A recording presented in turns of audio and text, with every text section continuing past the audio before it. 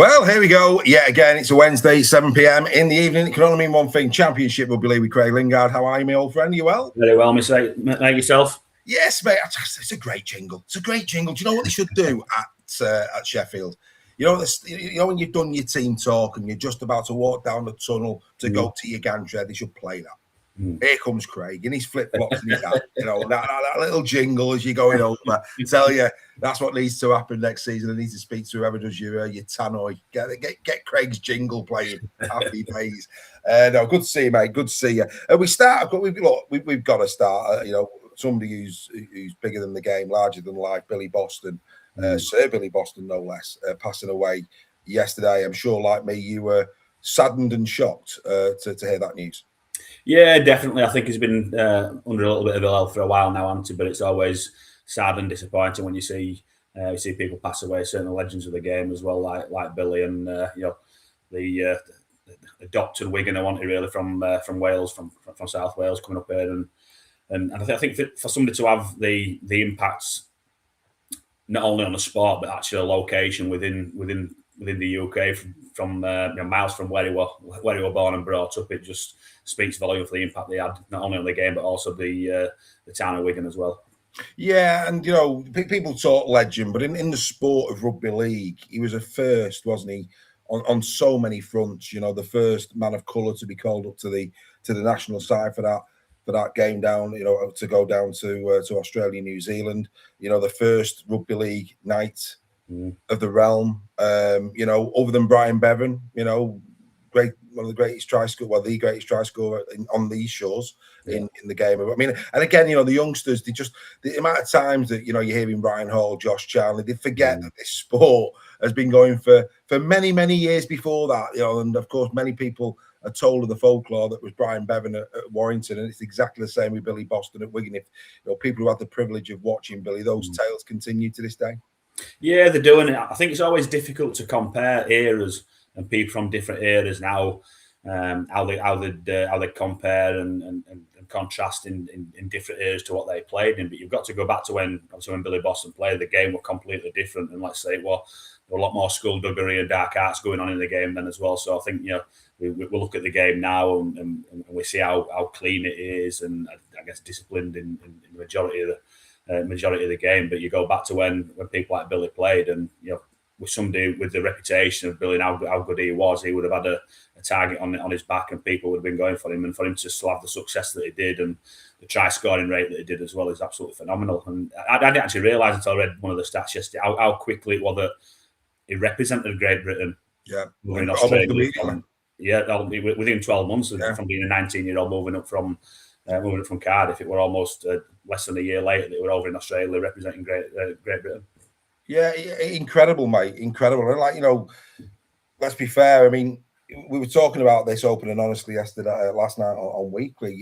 We know that he came to rugby league perhaps more than likely, reportedly, allegedly, due to his race in terms of rugby union. And we mustn't forget, even up to the 80s with Martin Offiah, racism was still present in British sport in the 80s, regardless of what was done. So Billy had that long before, and they always talk about players who laid the pathway for other players. Well, in terms of players of colour, that was Billy Boston, wasn't it? Oh, 100%, absolutely 100%. I think it's one of the things that I think that rugby league can be really proud of is I think that rugby league's always been a trailblazer in terms of breaking down barriers for whatever reason it is, and I think it's something that we can be massively proud of as a sport, that we are inclusive. And you get instances every now and again. There's always individuals and things that let the sport down, but 99.9% of the time, I think rugby league has been one of them sports that's massively inclusive and led the way more than any other sport in the UK. Yeah, I mean, look, 478 tries in 488 games. It's not bad going. It's not bad going, is it? And I think for me, there's always a degree of comfort, especially when people reach that age. Obviously, they only laid his wife, Lady Joan, to rest last Friday. They wanted to, if there's any, on a human level, if there's anything nice about this, is the fact that two people who clearly were joined at the hip have gone together. And I think there's some sort of comfort in that. Yeah, and it's amazing how often that happens, isn't it? You read stories about people that have been together for a massive amount of time, and they pass away either on the same day or within a few days of each other. And the coincidence in that it's too much for me for it not to have some sort of meaning and some sort of significance. And like you say, with it spent that long together and joined at the hip, it's almost poetic that it happened. Absolutely, I couldn't agree with you more. Our best wishes, of course, are extended to Billy's family and to everybody associated with, of course, Wigan and Wigan Warriors Rugby League Football Club. There's no doubt about it. Wigan will do him proud, Craig. This coming Thursday, I'm sure the tributes will be heartfelt and very emotional at the visit of Hull KR. In other news, it'd be amiss of us not to mention another passing yesterday, and that is, of course, the late great Miss Dolly Parton, because you're a country and western fan, and something tells me that she will be very much a part of your playlist. Oh, massively, mate! You just love her. You just love a little bit of Dolly. Even going back to being a kid, I think my favourite Dolly song from years and years ago was Jolene. I just love Jolene, and album on playlist at times as well, on the rotation. So I think again another individual like Dolly, the stuff that she did not only for music but for the town that she lived as well. And again, reading some stories today where maybe 30, 40 years ago, where she got people in their local town to buddy up, kids in a local town to buddy up, and said that if they both passed their exams and obviously got through and didn't drop out, then they get $500 each. And I think the dropout rate went from 35% down to 6%. So somebody who's doing something like that for their own town as well, it just shows that people that can do good with what they've got. Yeah, no, absolutely, mate, absolutely. Which one? We spoke last week, and I think we've hinted at this throughout certainly quite a few of our shows this year. Where does rugby league go, championship level, etc. And there's more and more rumours. I mean, we talk privately, and that will always remain private, as you know. But there's a bit on the wind at the moment in terms of reserve grade for last year. There's also, this bit. We know that there's the Leeds Hunslet piece that is there. We've had the York Newcastle, which supposedly might not be there next year. But we're also hearing rumours of others. Some of those rumours now include your team, where Castleford are concerned. What does this, before we go into those rumours, the impact that could have at reserve level? Because it sounds like more and more clubs are opting out of reserve level next year, which probably adds even more weight to this partnership being formed between Super League and Championship teams. What's your overall assessment of this, and where do you think we're going to go? I think we're going to go with the majority will look for some sort of partner club. I think that's the model that the NRL have used for a number of years, and I guess is it a preparation for the NRL becoming involved in the game? That's what they want, and there's a clear development pathway then for players that are leaving the academy, dropping into a parent feeder club relationship to sort of blood them in men's rugby, because effectively I think the reserve competition is just an extension pretty much of the academy, and with a few players that are older. It's almost like the old under-23s, under-24s, where it was. Yeah. You could have so many players that were 2 or 3 players over age, and everybody else had to be under that particular age. And with the academy playing 1 week on, 1 week off, and then reserve team fixtures being sort of fitting in between that, I don't think there's been a great deal of gravitas or benefit around the reserve competition anyway. So I think something needed to change. Is this the right thing? I guess from a financial point of view, from clubs that are outside Super League, and even clubs that are in, I guess, within Super League, if they can do some sort of financial deal with a parent feeder club or a partner club, shall we say, and there's some financial arrangement there, then both teams might benefit. I think like I said before, I think part of the issue for me is, what does the partnership mean? Is it a 50-50 partnership, or is it the Super League club basically use a Championship club as their reserve team, and they say, right, well, we have got 7 players that are going to be playing for you, or 6 players going to be playing for you. We can register like Newcastle have done this year. They'll register some as their own players and some will be there as loan players. And then the parent club says these have got to play every single week if they're available and fit. Or is it a case of, well, these are a list of 8 players, our squad numbers 20 to 28. If you want to use 5 of these this week, if that's a limit of how many players you can use, and you can choose them as you see fit. If you don't want to use them and you want to use your own players, then you're quite happy to do that. I think it depends how the relationship works, and whether it's a 50-50 partnership, or whether it's a Super League club that have got dominance over that partnership. And I've got to ask, as a coach, because there'll be some people out there who look at this and go, I mean, Dewsbury Huddersfield, case in point, we know that's going to happen next year. Dewsbury's just won the jackpot. Dewsbury's just, they're going to have access to Huddersfield Giants players. But as a coach, I can imagine that this brings with it some complexity because, training, what does that look like? Are they going to train with the parent club? Are they going to play with you? And that again, is it going to be like what we see? So, for example, I think one of the reasons why Warrington have got a lot right over the last 2 or 3 years is structure, and we've seen Wigan do this brilliantly, St Helens and Leeds do this brilliantly throughout the years, is that at every single level they play a structured Leeds Saints Wigan way. Warrington now are developing their own Warrington way. I mean, there's no surprise to see Lachlan Webster, a young kid, slotting in at fullback. He knows exactly what his role is. He knows exactly which lines to run because it feeds through the club.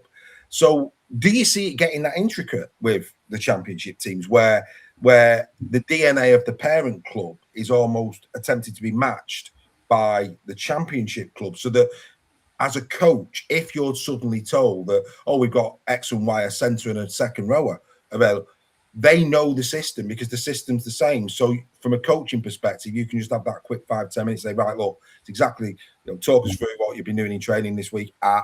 It's exactly the same lines I want you to run. It's exactly the same plays we're going to do. Blah, blah, blah, blah. Yeah. Does it need to be that tight in order to make it easier for you, the coach of a team that is overseeing that?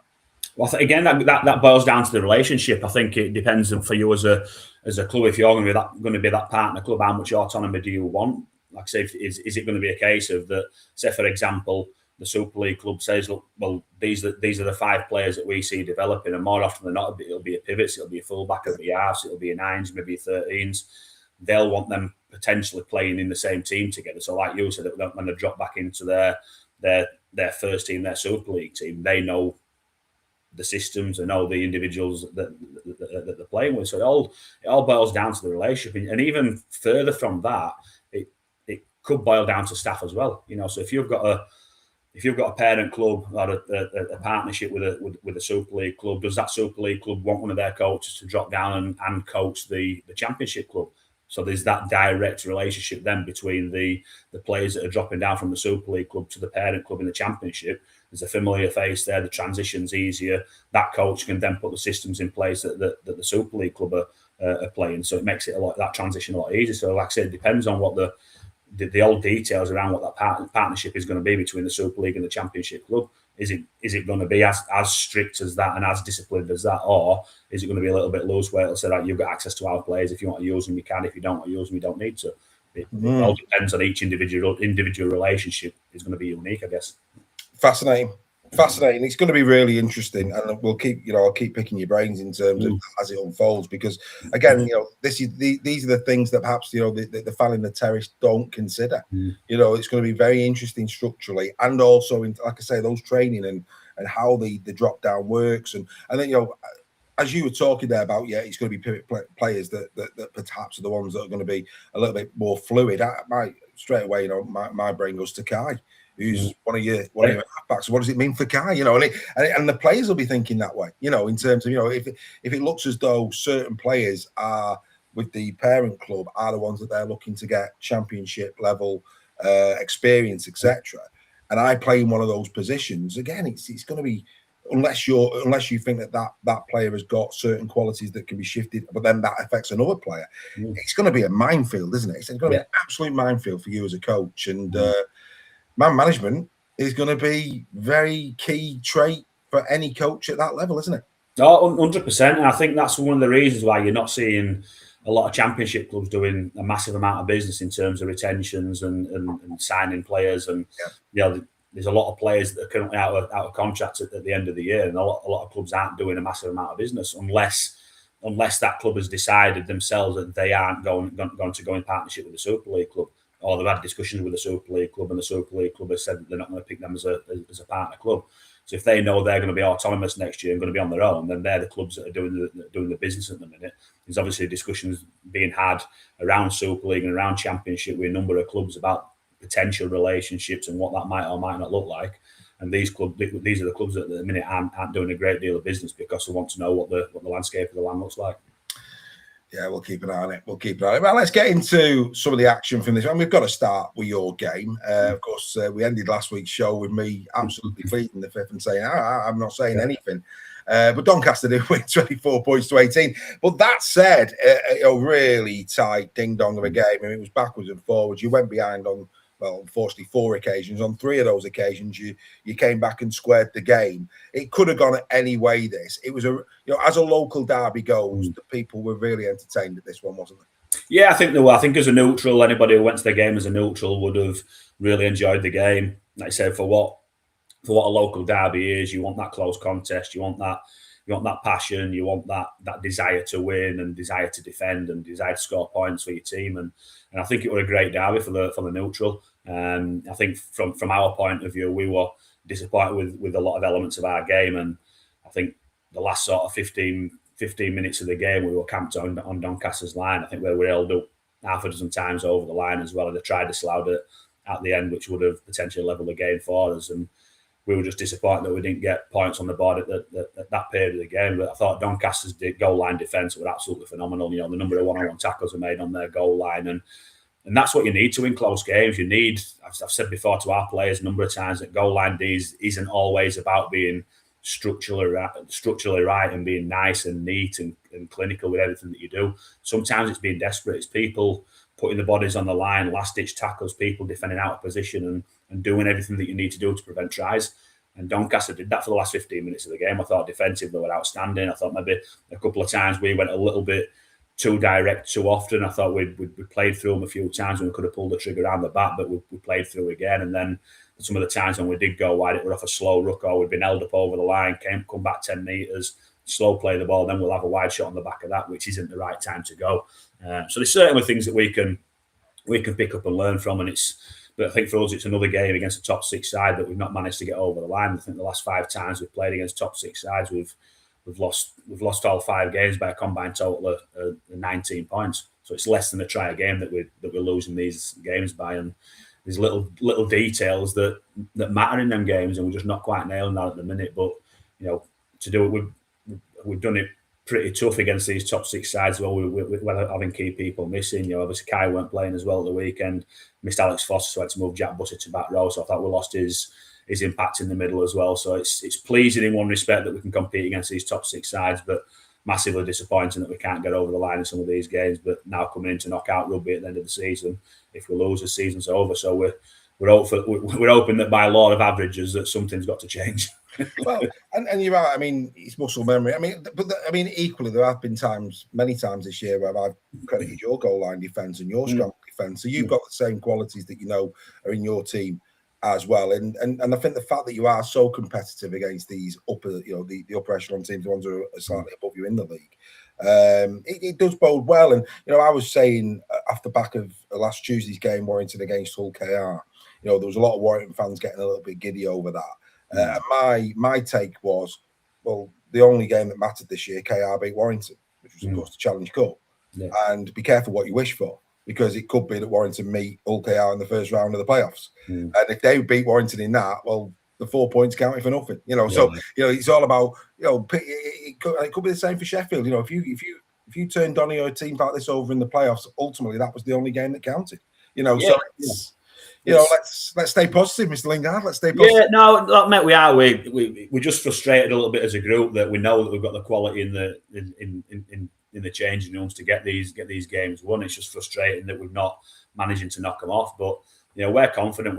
We don't fear anybody in the playoffs, and I'm sure that nobody will be particularly too keen on playing us as well with the quality of players that we've got. So it's about putting it right on the day, and we're pretty confident that we've got the personnel, we've got the quality of people out there that can do that. It's just about us making sure that we apply ourselves 100% on the day to do that job. Absolutely. We spoke last week about Hunslet. Of course, you seen him. It gave you a real scare the other week, and we thought they'd bounce back against Rochdale, and they did, 28 points to 18. It wasn't a game that went their own way. Rochdale were in the fight, but that was a very important win, I feel, for Hunslet. Especially because they were so unlucky against yourself. Yeah, I think so. I think it sees their start in the last game of the season. I think it's their weekend off this week as well, so it sees their season to a close on a positive end. I guess they've won 3 out of the last 4 games, and the game that they lost against us, they could quite easily have won. So they've ended up with 4 decent performances, and I think it was nice and fitting as well for Jimmy Watson to get over on his last appearance for a try, which was always nice to see. So good result for Hunslet, and I think even Rochdale will be pleased with the end of their season. Playing 3 games in a week and winning 2 of them, and they've got a game this weekend as well that they'll be looking at hoping to get a decent performance from. But I think even Rochdale will be pleased with the season they've had so far. Absolutely. North Wales 6, Keighley 90. Pretty much 46-0 first half, and 44 in the second. 44-6 in the second, of course. Another big score against North Wales. Don't really want to labour the point. North Wales just need to regroup and hopefully get themselves into a better position both on and off the field in time for the new season. But Keighley will take it, and the Keighley fans who did travel saw the team score quite a few tries. Yeah, they did, and I guess it just shows that the place that North Wales are in at this minute on the field. Keighley aren't playing well themselves. They had a decent performance against Batley, losing on the buzzer against Batley, but other than that, they've been pretty dismal themselves over the last couple of months, haven't they? So for them to put 90 points on North Wales probably shows where North Wales are. Sort of statement released by the chairman of North Wales saying that they want some clarity from the Rugby League about next year. They're doing everything that they need to do off the field and everything they've been asked to do off the field, and they've still got no guarantee that they're going to be involved in the competition next year. With one league game off the end of the season, we still don't know what format we're going to be in, what the fixtures are going to look like. Is it going to be 1 division again? Is it going to be 2? How many teams are going to be in? Are Featherstone going to come back and North Wales going to be in there? Are other teams going to be involved? We just don't know, and it's just frustrating as a sport that we have this issue every single year, and it probably won't be resolved until a month before the kickoff. No, which is just not simply good enough. It's just not good enough. Simple as that. It's people's livelihoods at the end of the day. And I think going back to what we were saying earlier, though, that with the structural piece that might change, unlike other seasons, perhaps North Wales, if they do get that last minute you're in, there might be a reasonable player pool there that they can still pick from based on what you were talking about earlier on. Dewsbury Rams 26, Batley 48, which pretty much nailed Dewsbury for the season in terms of their playoff aspirations. But a good win this away from home from Batley, 48 points to 26. They'll be really, really pleased with this one, won't they? Yeah, really pleased. Speaking to Paul Allison at Batley during the week as well, and he's obviously pleased that they've got the playoffs. But I think numbers wise, bodies wise, they're down to the last 17 players again, and we're obviously now after the loan deadline, so it's impossible for them to bring people in. So I think it's nice that they've got the playoffs, but I think they'll be looking for the season to end as soon as possible, so they can regroup and rest some people up and plan for next year. Nice hat trick though for Robbie Butterworth going in for a nice hat trick. That's always a nice moment, isn't it? Getting your 3. So well done to Robbie. A great performance from him. Whitehaven went to Barrow 42, Whitehaven 20. Good win for the Raiders. Yeah, massive leading into the playoffs as well. They'll be looking at getting some confidence back in for the playoffs, and I think they've got a few players back that they've been missing. So we've mentioned a few times over the previous weeks that they've been a little bit up and down in terms of their performances recently. But I guess it's box tick for them. They're finishing the playoffs this year, and they'll be looking at having a dig in them playoffs now. And now they've got a few players back. They'll be dangerous whoever they play will battle because of the sort of brand of rugby that they play and the style that they like to play. Yeah, absolutely. Well done to them. London, off the back of their first defeat of the season. We'll just keep putting that in there. It sounds good, doesn't it? No disrespect to London fans out there, but hey, it was good fun. London 58, Halifax 12. Back in the chair, so to speak, London. And of course, a big week for both London and Widnes. We'll talk about the 1895 a little bit later, but yeah, I mean, expected London back at home, dispatching Halifax. No real surprise there. No, not a surprise. I think the only surprise that maybe I had was it weren't a bigger margin. We know where Halifax are with their squad at the minute and depleted on numbers and players playing through through the pain barrier, players playing injured as well just to get through the season. So I think it's always difficult when you're in that sort of mode where you've got players that are really, really struggling. You've got a long journey to travel all the way down to London to play against the best team in the comp. I must admit, I thought they might have got beaten a little bit bigger by a bigger margin than they did. So yeah, a bit of a, I guess a pat on the back for the way Halifax are doing. But when you, I guess when you're patting a team on the back for only getting beat by 40 odd points, it shows how good London are, doesn't it? It does. It does. Now, we said last week, and I think we were proved right, that on paper, one of the games that could be the game of the round was Gould against Swinton. And it delivered. 32 points to 28, a win for Gould, their fourth winning 5 at home. And one man who's gone there from Lee Leopards, Wilbrough, first man to score on the day as well. It didn't disappoint. It was what it was. This time of the season, both teams, nothing to play for but pride. Both went out there, expansion, defensively. Of course, we always say coaches will have a view on that. But again, if you wanted to watch an entertaining, neutral game of rugby league with plenty of good tries, easy on the eye tries, this was the game. Yeah, and it was a late score. I think it came Tomlinson late in the game, a couple minutes off the end of the game. 4 minutes ago, and you know, I know 100% that Gould had a little bit of disruption to deal with 24 hours before the game, because we called Lenny Ellis back from Gould on Friday mornings before our squad registration, because we couldn't get Kai Morgan into the squad because of his return to play from the HIA. So we called Lenny Ellis back from Gould. Thank you card is in the post, Mr. Lingard. Yeah. Well, he was due to play on the Saturday for Gould. We found out on the Friday that he weren't going to be playing for them. He was going to be playing for us against Doncaster on the Sunday. So a little bit of late rotation round numbers wise for Gould. He had to cope with as well. So that's always the potential that you've got when you've got players out on loan, that their parent club can call them back at any point if they need, and that's what we did. But no, it's good for Gould to get the victory, and it's an exciting game. When we talked about it last week, they were potentially the tie of the round on paper. Both teams with not a great deal to play for apart from the victory, and points are plenty. Liam Watts has scored 8 tries for Gould this season. Not bad, that is it? It's not, no. He actually messaged me after the game, because I'd seen that he'd scored, so I'd messaged him telling me he was now a try scoring prop, and his response to me he was leading try scorer at the club. I've not looked at that. I'm not sure if that's right, but I don't trust Watson. maybe for good reason. Maybe for good reason. He only scored 9 tries in all of his time at Castleford. Scored 8 for Gould. I know it's a different level, but 8. Fair play to Watson. He should be proud of that. He should be phoning you and letting you know, because let's be fair, these middle units who do hard, they don't get much glory. So good on Liam Watts. He'll be. I'm in the Wattsy camp there. Outstanding. Well done, mate. Newcastle Thunder 56, Midland Hurricanes 20. We expected Newcastle to win this. We both went Newcastle. Midland. It was pretty much the first half that did a really good, 34-10 half time to the Thunder. There was no way back, was there? No, it's difficult when you're that far down at half time to get back, especially against a team that's full of confidence and winning their own games like Newcastle have done all season. So yeah, I think we said last week that we thought it'd be a Newcastle victory. Obviously, Midlands couldn't get any higher, couldn't get any lower. It was a bit of a dead rubber for them, and I guess they just wanted to get through the game without any injuries, so they're fit and ready and raring to go for playoff. Yeah, absolutely. I want to just pay.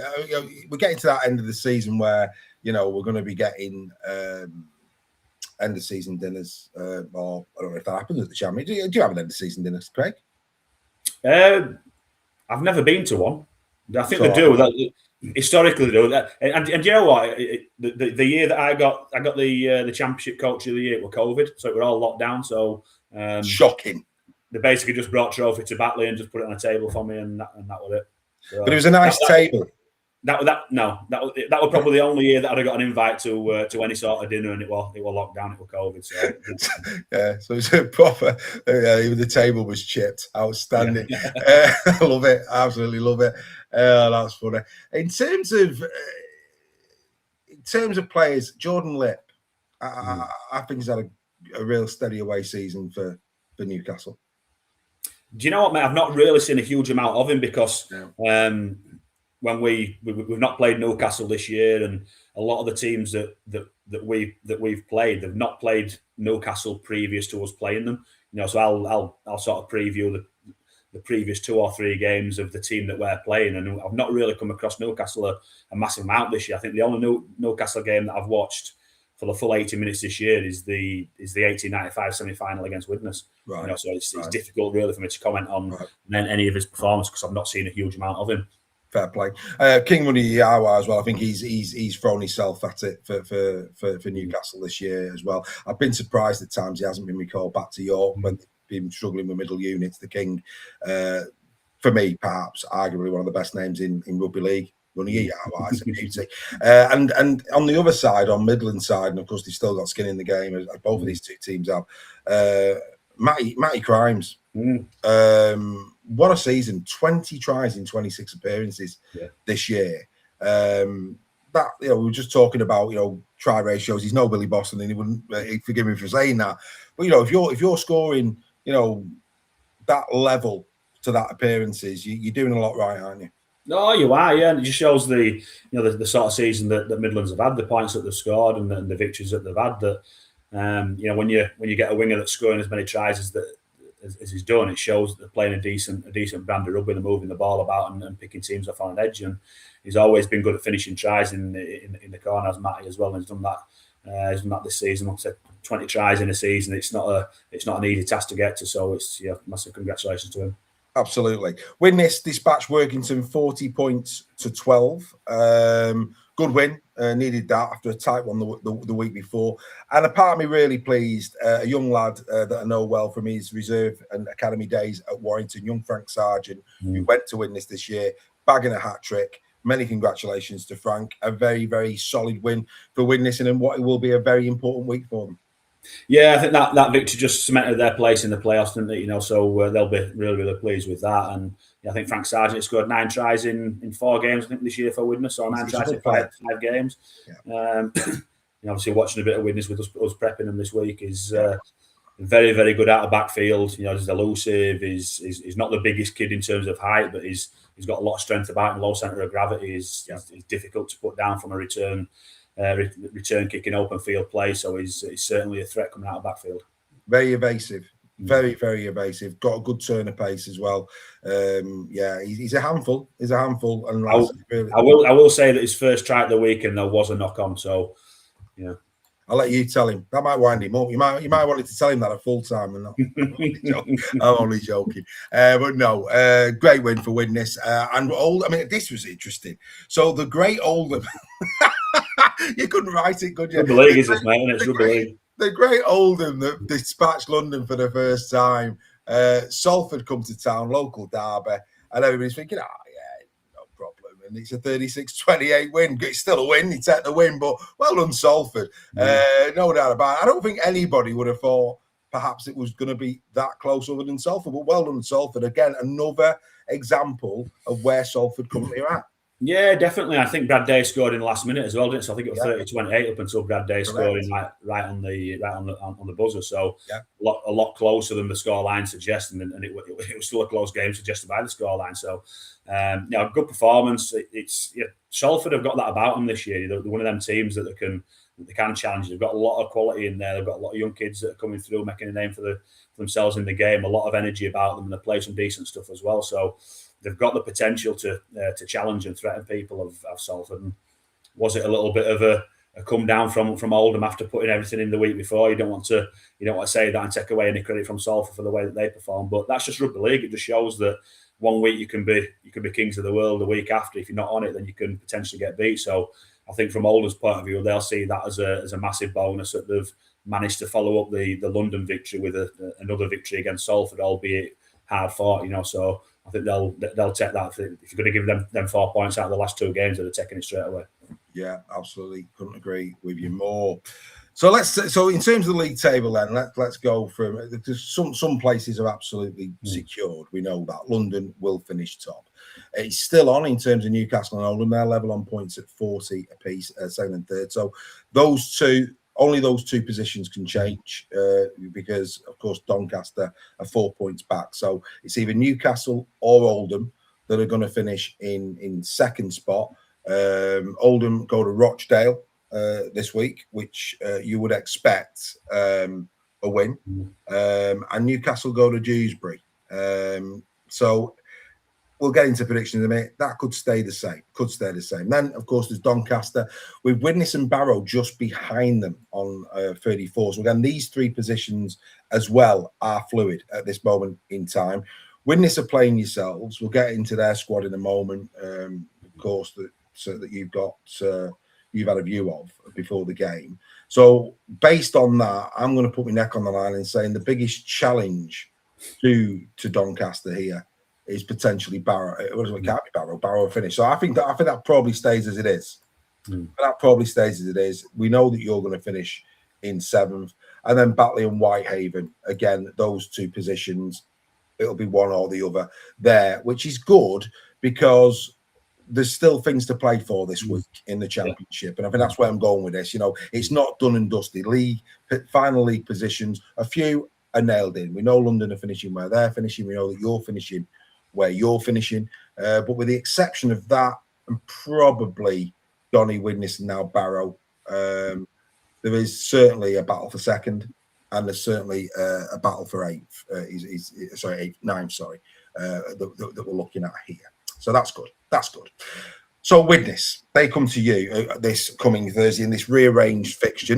I have to say, I do find this one really bizarre that Widnes have a game before the 1895 Cup final and London have one. That just beggars belief. So it's going to be a quick turnaround for Widnes for that game at Warrington next Sunday. Now, you've seen the team sheet for Widnes. It's fair to say quite a few changes for Widnes going into this game? Yeah, 100%. I think, 13, 14 players that aren't their players that have come in, and I think this situation has been brought on by the final being put on obviously the day after the last game of the season, which again goes back to the lack of planning, the lack of consideration for the championship and the competition as a whole. And I think Widnes being allowed to do this on the last game of the season, the deadline were extended just for us and Widnes to bring extra players in on loan. They're playing more loan players than they're effectively allowed to play. And look, if I were in the same position as Widnes, I'd do exactly the same. So this is absolutely nothing against Widnes and nothing against Alan Coleman at Widnes. They need to safeguard their players to give themselves the best possible chance to play in that final on Monday and have as much of a dig as I possibly can against London.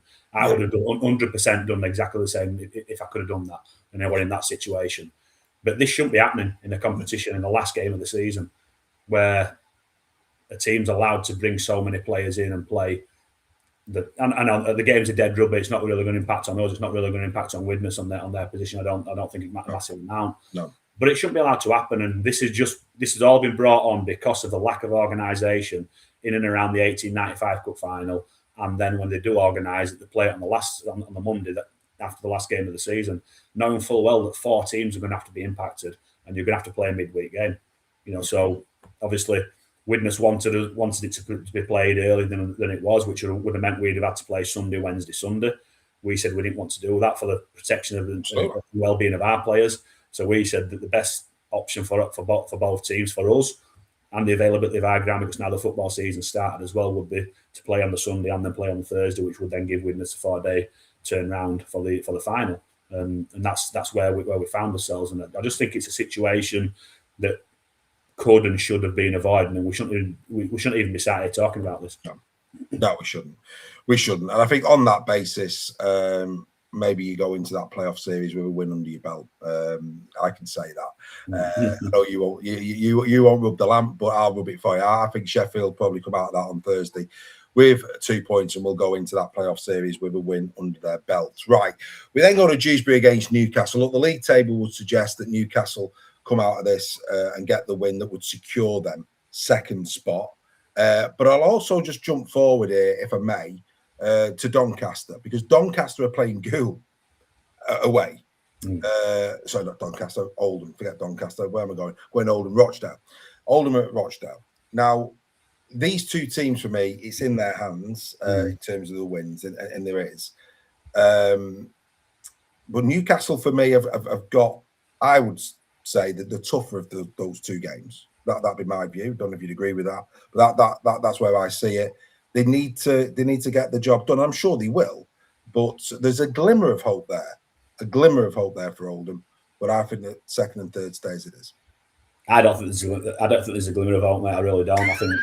I'm trying to build it up here, Craig. Oh man, I know you are. I know you are, but I can't lie. I just think Dewsbury a shot. I think the shot to bits. They've not won. Sorry, Rams. Yeah, they've not won for a long time. I think they missed Danny Addy when he's not on the field is massive for what they do, and I'm not sure whether he's going to be back this week or not. If Danny Addy's back, I think he's that important to them that he could be a pivotal player for them that might give them a chance. But I think if Danny Addy's out, then they'll look a little bit short, and like I said, they've not won for a number of weeks now. So I really can't, even in my most optimistic rugby league brain, I can't even see that Newcastle were troubled. I tried, Rams. I tried. I'm sorry, and I failed.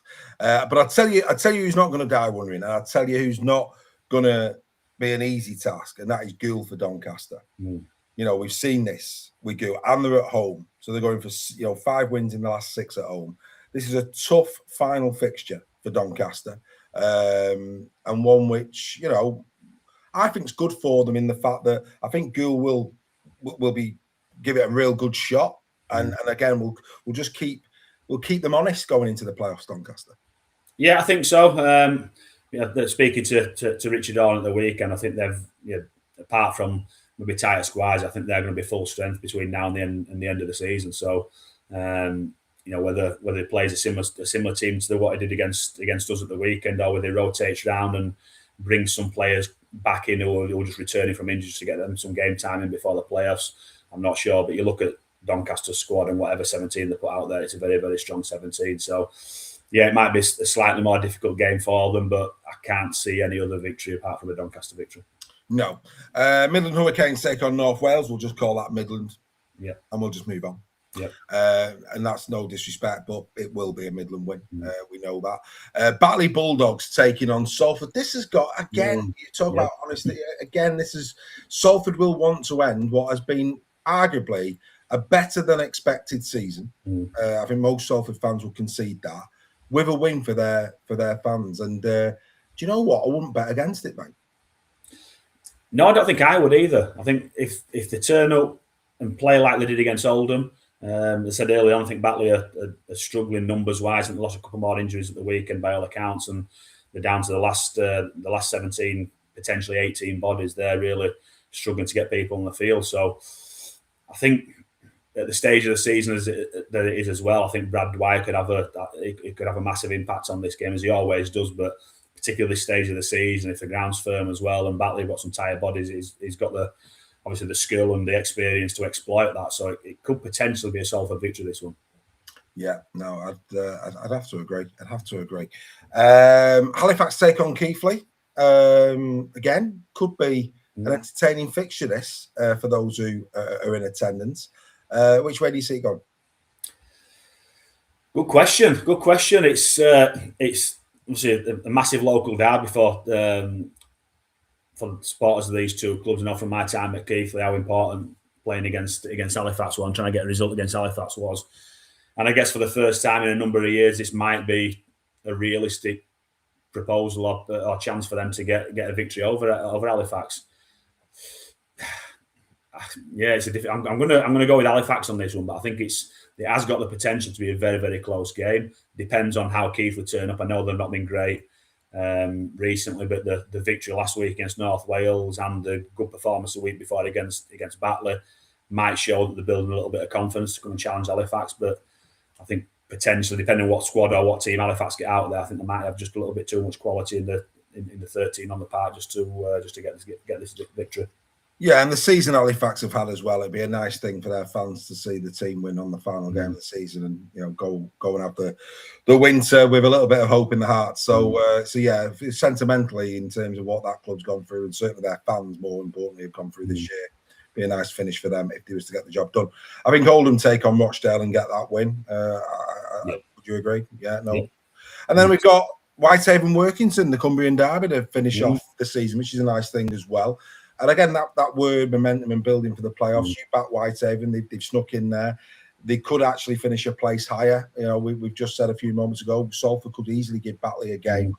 So a win for Whitehaven, they'll be really looking at that, the Rugby Football League website, and getting how badly done, because these two places could change. And would you expect Whitehaven, the team that you've backed from about 6 or 7 weeks ago, you expect them to get that final win going into the playoffs?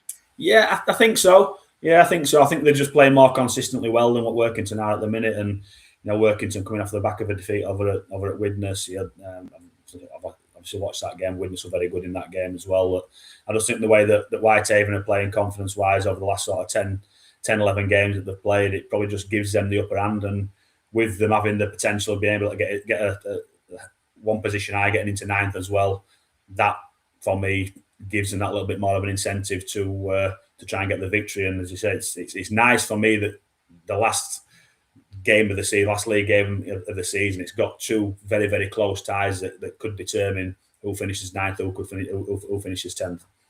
Yeah, absolutely. So there you go. That's the whistle-stop tour of what is the final round of the championship that is coming up this week. Just to confirm the times of these games: Sheffield take on Widnes. That's a 7:30 kickoff. What day are we on? Tomorrow night. Saturday, we've got 2 3:00 kickoffs: Dewsbury against Newcastle, Goole against Donny, and then a 2:00 kickoff on Sunday between Midland and North Wales before 4 3:00 kickoffs: Batley, Salford, Halifax, Keighley, Rochdale, Oldham, and Workington, Whitehaven. If you can get to a game, please do. And then, of course, on Bank Holiday Monday, we have got the 1895 Cup final at the Halliwell Jones Stadium. The Widnes Vikings taking on the London Broncos. Now, of course, the fact that Oldham got a scalp against London a couple of weeks ago probably gives Widnes fans a little bit more hope than perhaps they had 4 weeks ago. So this is, and we would expect, because of the geography here, I'm expecting Widnes fans to probably travel in numbers, and I think they will have the advantage in terms of the fan share on the day, which will be very well received from the players on the field. This is it's hard to say because, don't know where Craig's gone. Your picture's just gone. What's going on there? Unbelievable. Right, critical point in the show. Anyway, we can hear you. Doesn't matter this last one we're talking about. You are there. It doesn't matter. We can hear you. 1895 Cup final. How do you see this one going? It's a real tough one to call this, because London, defeated 2 weeks ago, weren't as good as we thought they'd be. A big win, but weren't as good as we thought they'd be last week. What are your thoughts? I mean, obviously, what are your thoughts? Can Widnes do it? That's the question. Do you think they can? No. I just think London have been too good all year. I think, as we always say in these important games, the first 10-15 minutes are massively important. You've got to try and get yourself into the game. If London scored a try in the first 5-6 minutes like they've done in many games this year, it gives them that confidence, and it gives them that foothold in the game just to pull away. But I think what Widnes need to do is they need to keep it as 0-0, or if they get a penalty, take the 2 points, whatever it might be, keep it as tight as possible for the first 10, 15, 20 minutes. Take it in 5-minute blocks, and every 5-minute block that they get that they're still level with them or slightly in front of them, then it gives them that much more confidence to get through the game. And it's about staying within the score as much as you possibly can in these games. And that might sound disrespectful, that you've got to stay within the score so you don't get too far behind. But we're talking about a team like London that are full time. The money they've spent this year, the players that they've dispatched everybody apart from Oldham this season. So we've got to be realistic about this. And you've got to take a team deep into a game. And if you can get to half time within a score of them, then the team that's the underdogs, which is obviously Widnes, it gives them massive amounts of confidence. It just makes the other team think a little bit then about, it's a little bit closer than what we thought it might be as this one. So get into half time, potentially within a score, or keeping it as close as you possibly can for as long as you possibly can, gives Widnes that better opportunity to win the game. I just hope that for the benefit of the game and the spectacle, that I just hope that London don't get out of the blocks and score a couple of tries in the first 10-15 minutes to take that pressure off, and then it lets them relax and get into the game.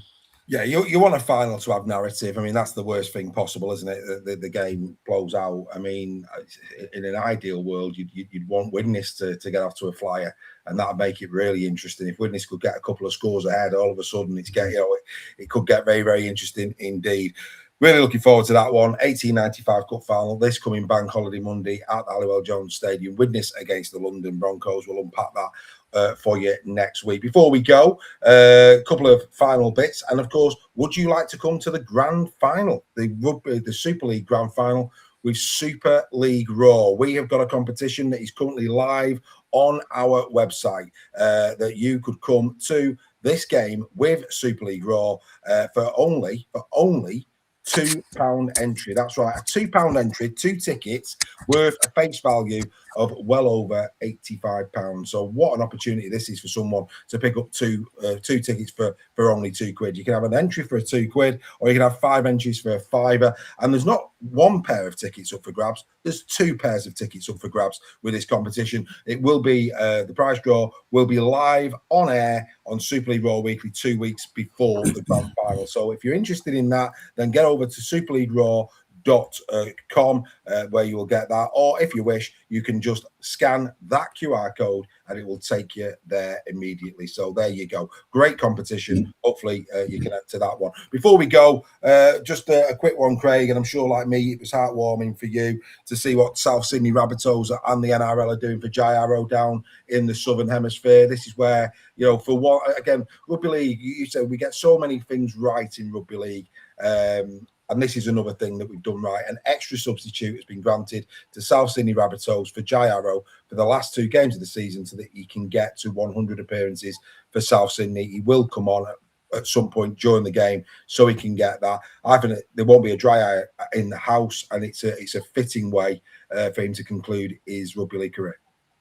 Yeah, I think so. I think that the plan is for him to come out as the in the starting lineup, kick off, and then get him off the field as soon as possible. I think so. Yeah, I think it's. I think from a, I guess from an emotional point of view, it's a great thing to happen. I guess a purist of the game would say that, you know, why should he be rewarded with another 2 games when he's not effectively played? But I think in the situation where we find Jai, I think it is fitting that we recognise that the condition that he's got and the illness that he's going through, and give him as much positivity as we can as a game and as a society as possible. Call me sentimental, call me a script writer, but what I would love to see is in the final game with 5 minutes to go, the game's over. You know, that one of the 2 teams have got an unassailable lead. And what I would love to, you talk about the sport going around the world and what a moment this would be. For Jai Arrow to come on, to be given the ball and a guard of honour be lined up so he could just go and score his last try. And that, for me, if they could, you know, obviously if there's skin in the game, that won't happen. But if the game is gone, I would love for that to be on the fly. And I think that those pictures would go around the world and would show our sport for what it is. That, you know, off the field, the rugby league family and community, for me, there's no greater community and family in world sport.